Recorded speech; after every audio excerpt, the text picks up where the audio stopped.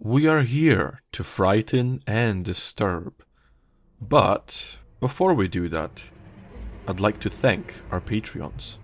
Ariana Rodriguez, Dennis, Nurse Moo, Izzy Nash, and John Grills of the Creepy Podcast.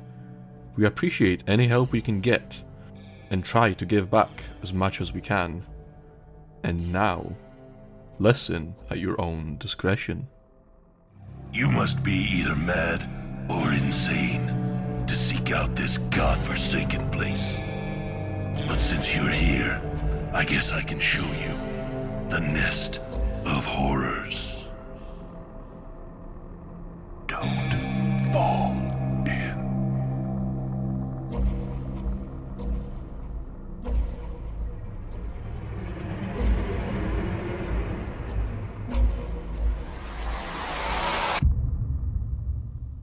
Today's story is part 5 of The Body Farm, written by Brian Martinez and narrated by EurasianRob and Britton Maston. I don't know how to start this except to say, I'm sorry. I'm sorry because I have almost no memory of the things I wrote, or even of writing them at all. 3 days ago, I woke up in the hospital looking like I'd taken a brisk jog through one of the circles of hell. I had no idea how I'd gotten here, or what happened to me. But from the looks of it, it seemed like I'd been attacked by an animal of some kind. There were cuts and bruises all over my body, and a pretty bad hematoma had coloured my right eye red. I knew who I was and all that, but my last solid memory was of job searching after leaving my old job. After that, it gets blurry. It's a bit like trying to remember what your 3rd grade teacher looked like. The nurses have been nice to me, and extremely patient with what I can only describe as my overall confusion with life. But whenever I ask them what happened, they have no real answers. The only information I got out of them was that I'd been found wandering around near the shore, bloody and disoriented, and when someone tried to approach me to ask if I needed help, I nearly clawed the poor guy's eyes out. From there, your guess is as good as mine, and I'm pretty sure it involved some cops and a handcuffed ambulance ride. Apparently, they tested me for drugs and found a bouquet of narcotics in my system. A bouquet. Their words, not mine. 2 days ago, one of my neighbours was nice enough to pick up a few things from my apartment, one of which was my laptop. As far as my phone goes, who knows what happened to that thing? It's at the bottom of the ocean as far as I know. Having my laptop is nice though.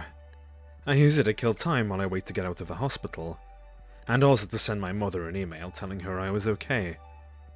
She didn't respond, of course, but at least I did my part. My conscience is clean. You can imagine my surprise when I opened the page titled The Body Farm and found all these things I'd written just days ago about an island full of corpses. I'd never experienced anything like this, but my head was flooded with pictures. Small moments, bits of faces, both alive and dead. Snippets of conversations like sound bites on the news. Each piece was cut too short to make any sense. It felt, honestly, like a dream. Something I'd made up to entertain myself. Except some of the pictures felt too real, too grounded to be a dream. I read every word of it. If I blinked more than twice in that time, I'd be impressed. It's a strange feeling, having that kind of distance from something that happened to you. I felt like one of those people who yells at horror movies, except the actor on the screen looked exactly like me. I wondered why on earth I would go back to that island. Not just once, but twice, and how I could be so naive about the doctor. I formed opinions and took guesses as to what the truth was. I'm pretty sure all that missing body and handprint stuff was Terry running around the island being generally insane, and becoming frustrated with how it ended. That confession bit? I really wish I knew what I was about to say there. Just 10 seconds more, and the truth would have come out. Maybe it's better that I don't know, now that I survived and all. But, as they say, the truth always comes out in the end. Yesterday was a bad day. The pain was stronger than normal, so the morning nurse gave me an extra dose of morphine, along with all the other antibiotics and various meds they had me on.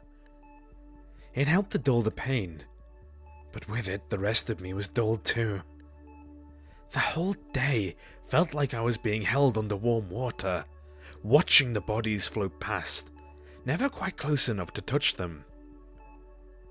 It took me a minute to understand what the nurse was saying when she said someone was there to see me, if it was okay with me. All I could say was, "Can't everyone see me? I mean, had I died and become a ghost? Did they need to ask my permission for me to appear?" I said, yes, of course, they could see me. And a minute later, I was looking at a hand holding a badge, and someone was telling me his name was Detective Andrews, and he wanted to ask some questions. I took a minute to sit up, drink some water, and shake off the fog. I apologized to the young detective and told him he looked familiar. He was surprised and said he'd actually tried to speak to me a few days earlier, but I'd been too out of it to hold a conversation. You were beat up pretty badly, he said. Can you remember anything from the attack?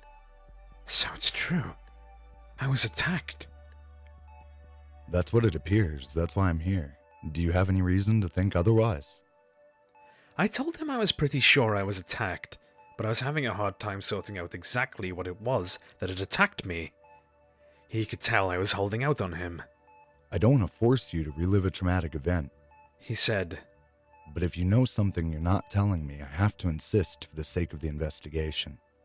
After a few moments, I got my laptop from the side table, opened the bookmark, and spun it to face him.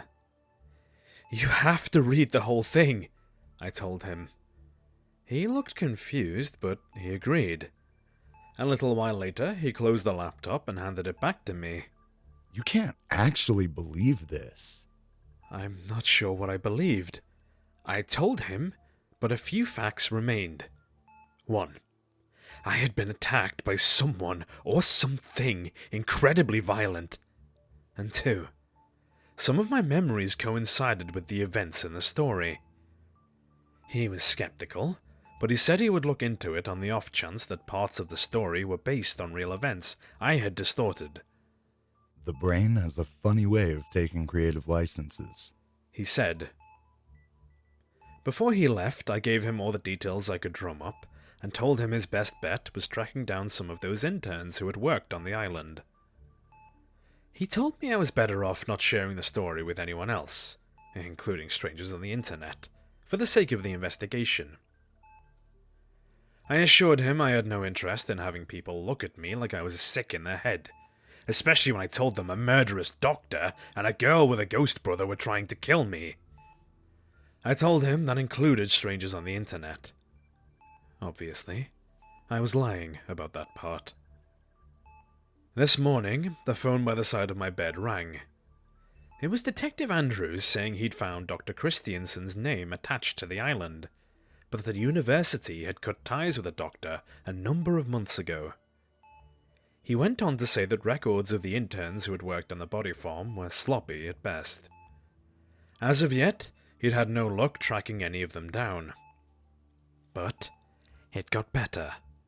He also informed me that the police had found no evidence of foul play on the island, other than the signs that it served as a body farm very recently, a fact on common record, and that any clue to the doctor's whereabouts led invariably to a dead end. A dead end. His words. Here's the final kicker. He asked me if I would go with him to the island. He wants me to show him around the place, take him through the story, maybe even point out where they should be digging for clues. After saying no about 9 or 10 different ways, and him saying it was the best chance at finding who had hurt me, I agreed, on 2 conditions. 1. We would arrive on the island during the day and leave before it got dark. And 2, we would have a full police escort the entire time we were there. The actual words I used were, "a buttload of cops," but the meaning was all the same. He accepted my conditions. We go in 3 days, the day I get out of this hospital.